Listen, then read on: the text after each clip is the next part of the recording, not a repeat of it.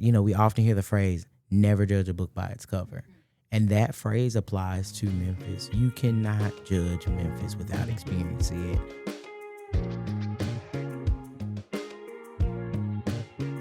Welcome to the Talk Chamber, a production of the Greater Memphis Chamber. I'm your host, Taylor Ann Carpenter. The Talk Chamber is the podcast for the latest on the Chamber, economic development, and all things Memphis. And we are so glad that you're joining us today. On this episode of the Talk Chamber, I am so pleased to welcome my wonderful colleague, the amazing Julian Cross, our communications manager here at the Chamber. Julian, welcome to the Talk Chamber. Thanks. I'm so happy to be here. As we just get started, can you give us a brief overview of your history in Memphis and how you are tied to this community? Yeah, so I grew up in Orange Mound, Memphis, Tennessee. And for those of you who don't know, Orange Mound is the oldest historic Black neighborhood in the entire United States. Most people think it's Harlem, but it is, in fact, Orange Mound. So I grew up there, went to the Memphis Central High School, proud graduate, class of 2019. And then I love Memphis so much that I said, I'm not leaving. I'm going to go to college here in Memphis. And I originally went to Baptist College of Health Science. I had this dream of becoming a nurse. And went to Baptist, and I did not enjoy my experience like I thought I would.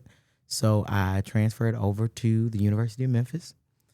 And while I was in nursing school, I spent 6 weeks in nursing school and did not pass one single test. No.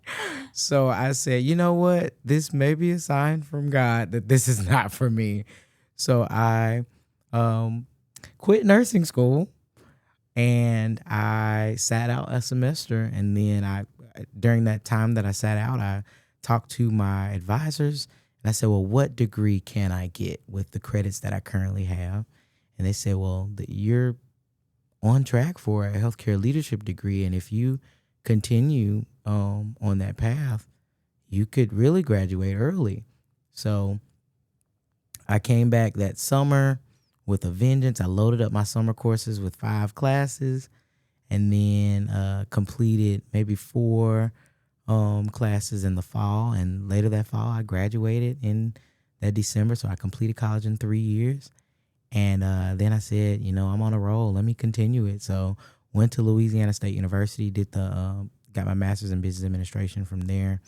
And that's my collegiate story. So I'm interested in, how did you end up in the comms world? So it's interesting. In between that collegiate world, I did a lot of work. So I started out interning for the city of Memphis at the Office of Youth Services. And I did that at the age of 15. And I completely fell in love with communications. The program manager then, she allowed me to craft emails and send robocalls and text messages to parents and students, making sure that they knew about opportunities with the Office of Youth Services, knew about summer job programs, knew about all those things. And I was so appreciative of her for allowing me that opportunity to really hone in on the talents that I have. And that really shaped me early on. But in the back of my mind, I'd always had that dream of being a nurse. And so I didn't really look at communications as something that I could really pursue a field in, or that I wanted to pursue a field in. But it was later on down the line, I think right at the pandemic in 2020, where I kind of realized that, okay, Julian, you're good at this. And so I got a job working at a church in their communications department. Then after that, I went to a nonprofit called Peer Power, working in their communications department, and kind of started getting a niche for it. And it kind of flourished from there. And then after the whole nursing thing did not work out, I was like, I did some self-reflecting. I was like, Julian, you've got a talent for this. Won't you just use it? And so got into it, and I legit just fell in love with it all over again. Worked at Memphis Shelby County Schools in their communications department and completely loved it. And now I'm here at the chamber. What a wonderful segue. How did you end up here at the Greater Memphis Chamber? Oh my God, I love telling this story because it seems like, to me, it's like a fairy tale when I talk about it. But I was looking for an opportunity at the time. I was working at Memphis Shelby County Schools as a communication specialist, and I had just completed my master's degree, and I was looking for opportunities to kind of move up the ranks or whatnot. And I saw this position open up in, I believe it was 2024, early 2024, and I applied for it. Didn't hear anything back for a long time, so I was like, maybe they filled the position. And so at the same time, I got a promotion at my previous employer, my previous job, and I worked that, and it was it's getting a little hectic. And I said, it's fine. I'm just gonna stick it out. And lo and behold, I get a message from my now boss, Amy Daniels, via LinkedIn, and she's like, "Hey, we are hiring for this communications manager position, and I know you applied many, many months ago. It had to be like 8 months. 8 months or 9 months had passed by. And she said, I'd love for you to, sit down for a talk. Not an interview, not anything. It was just a talk. So came in one evening, maybe around 5 or 6 o'clock after the workday had died down. Came in, sat down with Amy, and I'm expecting like an interview or something in that style, and it was the complete opposite. It was like me and Amy had known each other for years. You would think that we were friends for like 10 or 20 years, the way we were talking. And in that moment, I heard Amy's passion for Memphis, and it matched my passion for this city. And I immediately knew at that particular moment that the chamber is where I needed and wanted to be. And specifically, what really sold the moment for me too was I didn't even check the time. And when I finally got in my car to leave, we had been talking for 3.5 hours. Oh, goodness. We had been talking for 3.5 hours. And I almost, Amy thought I got stuck in the elevator when I left. So she messaged me the next day and was like, are you still in the elevator? But luckily I made it out. But that was the moment that really solidified that I knew that I wanted to be a part of the chamber team. I think that I want to say, I don't want to speak for Amy, but I think that was probably the moment that Amy knew that, okay, this he's good. He knows what he's talking about. He's good. He's a good individual. And so after that, maybe a week or two went by, and then I had the pleasure of meeting the Ted Townsend.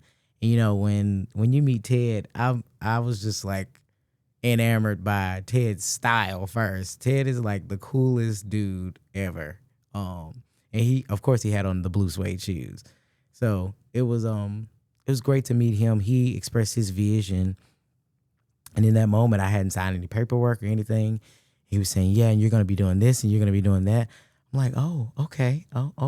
All right. So at that moment, I think he was sold with, okay, we need to hire this kid because he's good. And so it really just, honestly, to me, it felt like a fairy tale. Like everything aligned perfectly for me to step into the role, to serve this community, our city, to serve our city. And it's just been the most beautifulest thing. I'm a firm believer that you'll end up where you need to be at one point or another. At some point in time, no matter how you get there, you will end up there. And I think that's your story is just a testament to that you did end up here. Even though it was a little later than you might have thought, you ended up here. And Julian, you and I have kind of started this whole journey at the chamber roughly around the same time. I started in September and you were a month or two after that. And so we have gone through this whole process of, your first year of working at the chamber together. Yeah. It has been such a blessing to be, it has been such a blessing to be in step with someone and just, walking right alongside each other. Especially when you're like new to a job and new to an environment. And that kind of brings me to my next question, which is, what has been your biggest lesson in the first year of being at the chamber? Oh my God, that's a good question, TA. As far as lessons learned, I think I've learned, and I've really this advice was given to me early on, when I was a baby in the communications realm, but really being in this seat at the chamber, relationships matter is what I have really, really learned. Relationships matter. It's about building relationships. Relationships will get you in rooms that your money could never get you into. And building relationships is the key to success, especially from a media perspective, from a communications perspective. You have to build relationships with TV news stations, print news stations, those influencers within the community. You have to build those relationships in order for the narrative that you put out to be effective, in order for the message that you put out. We often talk about brand dominance here, right? Mm-hmm. And that's been something that our leadership has passed down to us. And I feel like within this year, we have done a pretty good job, great job, if I might say, of the brand dominance for greater job. A greater job. I love it. I love it. Come on, branding. Come on, branding. The brand dominance is just amazing. And so, but that comes through relationships. That comes through making sure that we connect with people on a deeper level too. Right. And I mean, in any sector, in any industry, relationships matter. They do. Especially in the communications world, the marketing world, it's really important. I mean, we're told like if you want to you need to have a relationship with someone at a particular print media station so that you could have exclusive interviews, that you can give them information about your organization or your business and what's new going on. Get coverage for this huge event that you're having, whatever it is. A lot of that comes from relationships. Yeah. Or even in different sectors. I mean, going back to getting hired, sometimes it's a relationship with someone that ends up landing you your job, landing you your position. It's just relationships matter. And that is a huge thing in any industry. And I love that you brought that up, because that's just, Memphis is a city built on relationships, built on community. I mean, you've told me one of your favorite things about Orange Mound is the community. You love that community there, and you call it home, and you love those people. You have relationships with those people, and that's, one of the things that draws you to stay is community. And I've heard from so many people on this podcast that one of the things that draws them to Memphis is the community, and is the people, and is the relationships. Absolutely. TA, and I feel like I've told you this, but every time that I've tried to leave Memphis draws me back in. And it's like I cannot leave, because, and I have such a deep passion and connection to the city, and I don't imagine myself leaving anytime soon, because I love Memphis. Memphis is great. Memphis is great, and we have the opportunity to be greater, and we will be greater. I hear a lot of passion from you, passionate about Memphis. Also, as a native Memphian, I do experience that same sentiment. Memphis, I have left from Memphis and twice and ended up right back here. And I'm not complaining by any means. It's a very special place. So that brings me to what I want to talk about a little bit more is why do you believe in Memphis? I think for me, I believe in Memphis because, I mean, of course, the number one answer would be this is my home. This is where I grew up. These are the people who I've built relationships with. These are the people who I call my family. These are the people I call my friends. These are people who have watched me grow up and who have been a part of my village along the way. And I just love everything about Memphis. Memphis has culture. Memphis, we're more than just barbecue. We're more than just the Grizzlies. We are trendsetters. I look at the different industries and the music that we produce that goes out to the world, and it's breathtaking when I can go to places like Chicago and hear Memphis sound. I remember a few months ago I went to Chicago and I heard my grandmother's music, who she's a legendary Stax artist, hear her music playing on the intercom in a mall. And it's like the coolest thing to be able to hear Memphis music, but not only just Memphis music, period, but Memphis music that's connected to me, my blood, like me. Like, this is crazy to hear, but I love being able to go other places and hear Glorilla or Project Pat or 3-6 Mafia being played somewhere, because it signifies that Memphis is not just local.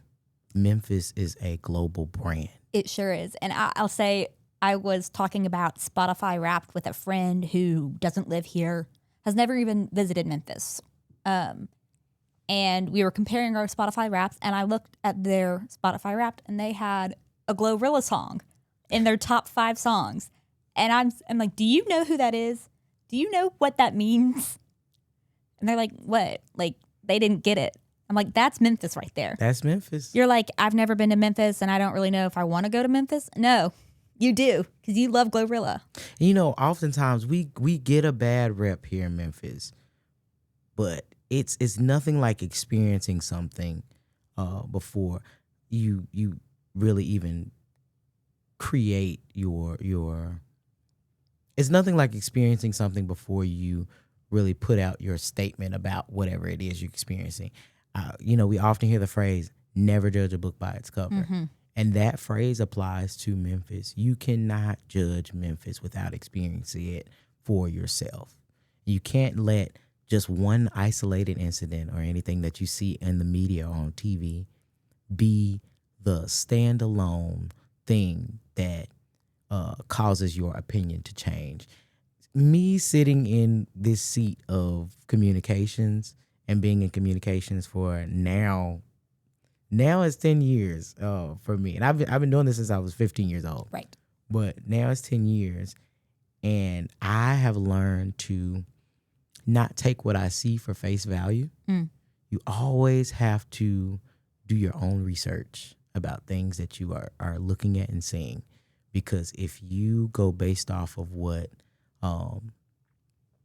is fed to you or what you see on your algorithm,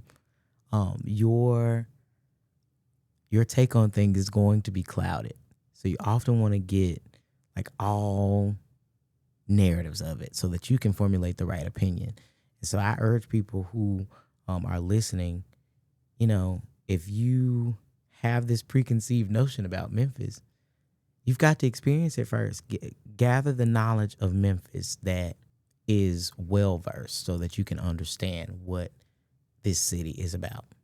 And I'll add to that, if you're a Memphian who has this preconceived notion about Memphis, do some self-reflection and think back to when the last time you truly experienced Memphis was. Have you been out of your house and come downtown and, eaten at some of our downtown restaurants and then, gone to a Grizzlies game? Whatever it is, when's the last time you did that? When's the last time you went to the Orpheum? When's the last time you hung out in Cooper Young and went shopping. Like, make sure that you're experiencing Memphis before you're judging Memphis, because it is such a vibrant world that we live in, such a vibrant city. And, you know, Julian, as we've been talking, you said that you've been in this for 10 years, but you're still so young. And that kind of brings me to a big thing that I wanted to talk about, something I wanted to get your thoughts on. It's being a young professional in Memphis. What is the state of the young professional environment in Memphis as you see it? I think we're seeing a shift in corporate America as it relates to young professionals. I think even when you look at our office, we are the youngest team members at the chamber. Indeed. But I would bet my left foot that we are probably some of the hardest working people in this building, and I don't just say that, but we have the proven track record to show for it. Like, we when Amy, I'll give you an example. When Amy told us that our leadership team said we want to go for Chamber of the Year, I was like, oh my God, well, that's going to require a lot of time, a lot of effort, a lot of energy. And you know very well that during that process, I think we all got sick like twice. Yes. And we wrote those applications, gathered the materials. While I was focusing on Digital Delta, you and Courtney, I think you all were focusing on America's River Crossing, which is now King's Crossing. Yes. Yep. And we wrote that application and we put our blood, sweat, tears, and heart in it. And now we have the 2025 Chamber of the Year trophy to be able to say that's our hard work. That's what our blood, sweat, and tears produced. Definitely. And I think it's really interesting too, because I mean, another thing that you and I really worked on this year was the Next Gen Awards. And even I got the opportunity to sit down with 10 of these young professionals and interview them, and hearing their stories and hearing their accomplishments. This generation, these young professionals, especially in the city, are hardworking, and they are passionate about Memphis, and they're passionate about doing good work and achieving things. And I also think that that's not without, you know, having a great company culture and great bosses who have helped nurture the younger talent. I was just about to say that exact thing. I'm thinking about Amy and how she has given us the autonomy to produce the work and get the desired result. And not just Amy, but Ted as well. He's like, this is what I love when people cast vision, and vision set, and then allow the team to do the work in order to reach that goal. But I also love when people also give a little guidance along the way. And that's where Amy comes in, where she gives that guidance to say, okay, I think you should probably do this, and this. We want to get here, so you may want to consider this here. She's not going to tell you what to do, but she's going to give you the guidance to get to the desired result. And that's what I appreciate. That's that professional development within, that's that on the job training that I appreciate working here. And it's been amazing to really grow. Within the last year, TA, I feel like I have grown immensely as a young professional, as a communications manager, as someone in the field of communications. I've grown immensely because I'm surrounded by you all, and you all are, every last one of you all teach me something new and something that I can add to my toolbox. Right. I mean, as young professionals, as people in general, we don't have it all figured out. And having somebody who has already experienced the work we're doing help us along the way. I mean, there are times where, I know you've done it too, where we go into Amy's office and we sit down and are like, here's this piece of work. She looks it over and is like, okay, here's what you need to do. She gives us the tools, the resources, the guidance, the advice, feedback, whatever it is that we need. It's, you know, it's really up to our bosses, up to the generations of people who have done the work that we're now doing to help us along our way. That is what makes a good young professional culture. Yeah. I think also that we glean from each other as well. Mm-hmm. There's been many occasions where I've come in here and I've sat in your office and we have fleshed out plans for things. There's been many occasions where I've gone into D. Young's office and sat in there and she's like, Julian, this is good, but you probably want to look at this another way. Have you thought about this? And I love feedback. And I think that's one of the things that really can make or break anyone as a corporate professional, being able to receive constructive criticism. Because not always are we going to get it right. Not always are we going to get it right on the first try either. So we have to be able to listen, learn, and then go out and do the work. Right. And I mean, when we think about mentorship, when we think about even talking to other young professionals at other jobs, in other industries, and other positions, we all have something to glean, which is something that I appreciate about our Young Professionals Council is the very large group. I think last I heard it was 600, 800. 800. So I was going to say strong. somewhere between there. Young professionals in this group who are there to support each other, and, you know, you get to talking and they're like, oh, what do? You start talking about what you do and they're like, oh, that's really interesting. You know, here's a transferable skill. It just casually comes up in conversation because we've experienced something similar. And it you know, it's just that gleaning knowledge and skills from one another. It's really great. In Memphis and the Chamber really have a great young professional community. Yeah. And shout out to our YPC. They're amazing. Takesha's doing a great job with as the director of YPC as well. Yes, I mean she's done an awesome job, and it's been, you know, so fun to see her over the past year. Well, I don't even think it's been a full year yet, but just all the hard work she puts into the YPC group, and yeah, that's just been really great. So one of my final questions for you is, why should young professionals choose Memphis? So Memphis is the land of opportunity. There are so many things here. There are so many companies here. There's so much action that is happening in Memphis. And I'm not talking about the negative stuff that we see on the news. I'm talking about the community that is here. And people can find their community within Memphis. So like if you are someone who loves to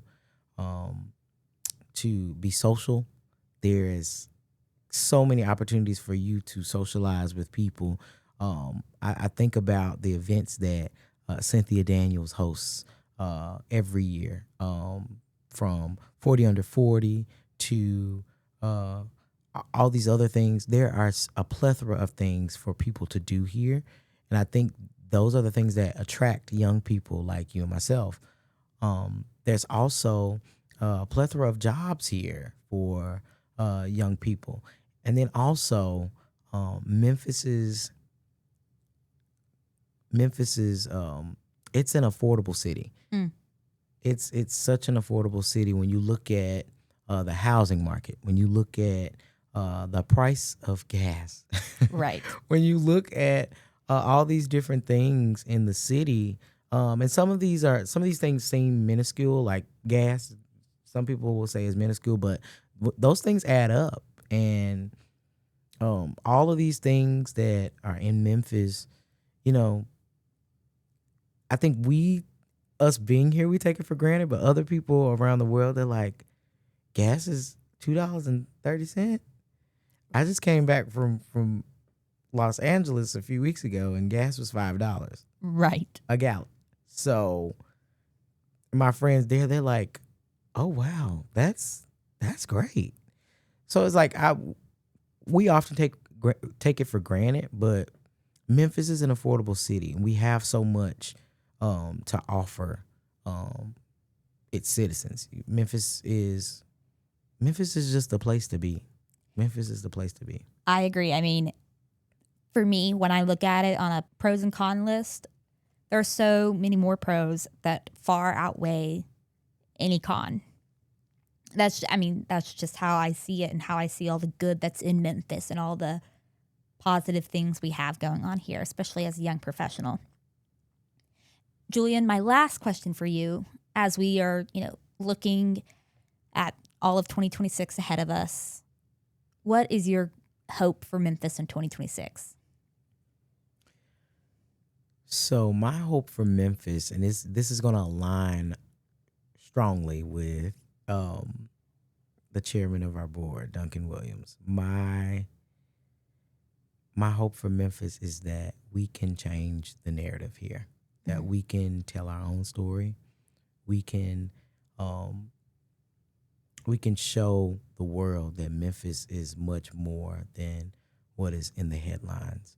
And we can create our own headlines and show the world that Memphis is greater. Memphis is greater. And I think we have to be very intentional with what we put out ourselves. I think there are some amazing stories out there. Like, I'm off the top of my brain, I'm thinking about the two young men in Whitehaven who have their own bakery. Like, yeah, that's huge. That's amazing. People need to hear that story. They need to hear the story about that. They need to hear stories about nonprofits doing the work in the community. They need to hear about our school system. I just saw recently where letter grades system, almost 80 schools moved up a letter grade or two this past school year, which I think is amazing. And those things need to be highlighted and supported, not only in our community, but in the media as well. And we need to be able to document the success of Memphis. I think that's a key thing. We have to be able to document the success of Memphis. Oftentimes, we see all the negative stuff, but if we're very intentional about making sure that we promote and curate positive news, because the positive news exists, it's there. If we curate and put it out there, develop it, then we'll start to see the narrative of Memphis change. Well, I love that you brought that up, and I know that you and I could talk about this for hours upon hours. And before we go, I just wanted to say one last thing. You and I, talking about the good news, you and I just got an email that was sharing some good news for one of our local businesses here as we were having this discussion. That's how much positive news we have, is that in this time frame, we're already getting emails. We're getting notifications from the news that there is good news here. It's great. It's wonderful. And those are the type of things that really bring me joy, to see positive news about Memphis being broadcast. Seeing business expansion, seeing people being kind to one another. Those are just things that are heartwarming, but also just shed a positive and great light on Memphis. Definitely. Well, Julian, thank you so much for joining us. Would you like to close us out? All hearts and minds clear? They sure are. Have a greater day. Thank you so much for listening to this episode of the Talk Chamber. We are so glad you're here. Julian shared so much wisdom with us, so much insight on what it means to be a young professional in Memphis. He shared with us why Memphis is important and why young professionals should stay in Memphis. If you enjoyed this episode or learned a valuable piece of information, share this episode with a friend or maybe even a colleague. Subscribe to the Talk Chamber to keep up with the latest on the Chamber, economic development, and all things Memphis. Follow us on social media at Memphis Chamber, and we'll see you next time.